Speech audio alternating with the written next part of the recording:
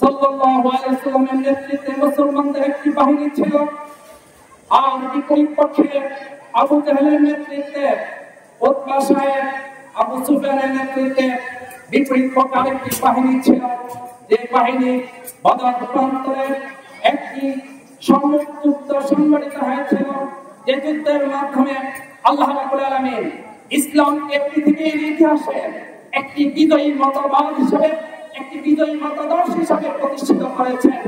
সেই দিবসে মাহে রমজানের তাৎপর্য এবং শীর্ষক আলোচনা সভা অনুষ্ঠিত হচ্ছে। সম্মানিত উপস্থিতি, আজকে কি পৃথিবীর ইতিহাসে, বিশেষ করে বাংলাদেশে ইসলামকে একটি রাষ্ট্রীয় মতবাদ, ইসলামকে একটি আদর্শ মতবাদ হিসেবে কি আজকে প্রতিষ্ঠিত আছে কিনা? আমরা যদি এই প্রশ্ন করি তাহলে উত্তর আসবে কিনা। সম্মানিত উপস্থিতি, অথচ বাংলাদেশে আমরা ৯৭ জন মুসলমান দাবি করছি, আমরা বিশ্বাস করছি মহাগ্রন্থ আল কোরআন আল্লাহ সুবহানাহু ওয়া তাআলার পক্ষ থেকে একটি ঐশিক গ্রন্থ। আমরা বিশ্বাস করছি বিশ্বনবী মুহাম্মদ রাসূলুল্লাহ সাল্লাল্লাহু আলাইহি ওয়াসাল্লাম হচ্ছে টোটাল মানবতার জন্য উসওয়াতুন হাসানা।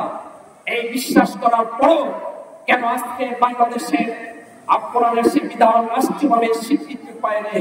এর একমাত্র কারণ হচ্ছে যেখানে আইন পাস হয় সেখানে কোরআনের আদর্শে আদর্শিত, কোরআনের চরিত্রে চরিত্রবান ব্যক্তিরা পার্লামেন্টে দেশের জনগণের দ্বারা ভোটে নির্বাচিত হয়ে যায়নি, যার কারণে কোরআনের আইন পাস করা সম্ভব হয়নি।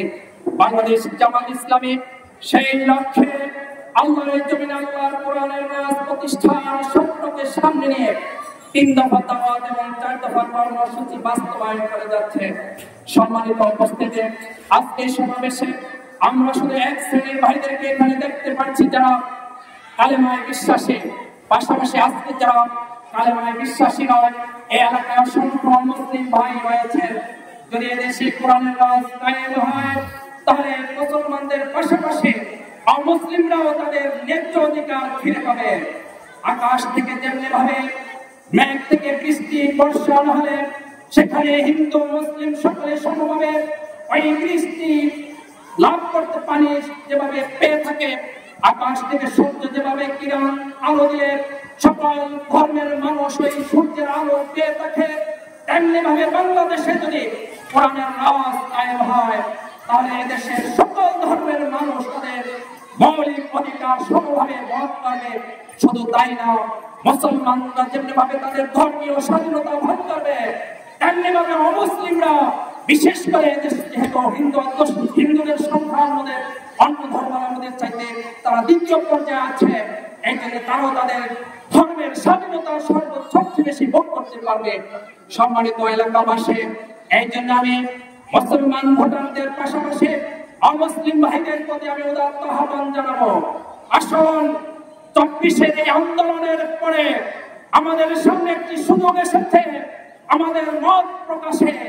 আমরা আগামী দিনে ভোট কেন্দ্রে এসে আমাদের মৌলিক অধিকার নিশ্চিত করার জন্য সৎ এবং যোগ্য একজন নেতাকে নির্বাচিত করব, যিনি জাতীয় সংসদে গিয়ে আমাদের মৌলিক অধিকারের পক্ষে কথা বলবেন, যিনি জাতীয় সংসদে গিয়ে আমাদের ন্যায্য পাওনাকে এই রাষ্ট্র থেকে আদায় করার জন্য কথা বলবেন, যিনি সংসদে গিয়ে এদেশের ইউপি চেয়ারম্যান সদস্যরা যেমনি ভাবে দেশের নাগরিকদের মৌলিক অধিকার নিশ্চিত করতে পারে সেটা নিশ্চিত করার জন্য বক্তব্য রাখতে পারবেন।